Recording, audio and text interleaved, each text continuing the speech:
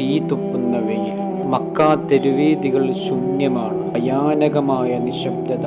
മേൽക്കൂരയില്ലാത്ത ചില വീടുകളിൽ മനുഷ്യാത്മാക്കളുടെ കൈകാലുകൾ ഇരുമ്പു ചങ്ങലകളിൽ ബന്ധിച്ചിരിക്കുന്നു. അവരുടെ ദീന രോദനങ്ങൾ. മുഹമ്മദ് നബിയിൽ വിശ്വസിച്ചതാണ് അവർ ചെയ്ത തെറ്റ്. അവരിൽ ഹിശാം ഇബ്നു ആസ് റളിയല്ലാഹു തആല അൻഹു ഉണ്ടായിരുന്നു. മർദ്ദനത്തിന് മക്കയിൽ നേതൃത്വം നൽകിയിരുന്നത് ഹിശാമിന്റെ പിതാവ് ആയിരുന്നു. ഉമർ ഇബ്നുൽ ഖത്താബ് റളിയല്ലാഹു തആല അൻഹുവിന്റെ കൂടെ മദീനയിലേക്ക് ഹിജ്റ പോകാൻ തീരുമാനിക്കും. രഹസ്യമായ യാത്രയാണ്. മകൻ മദീനയിലേക്ക് ഹിജ്റ പോകാൻ രക്ഷപ്പെടാൻ തീരുമാനിച്ച വിവരമറിഞ്ഞ പിതാവ് തന്റെ കിങ്കരന്മാരെ നിയോഗിച്ച് പിടികൂടുന്നുണ്ട്.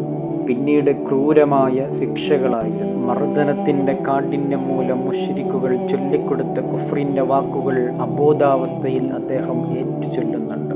അതായിരുന്നു തന്റെ ശാരീരിക പീഡനത്തെക്കാൾ അദ്ദേഹത്തെ വിഷമിപ്പിച്ചത്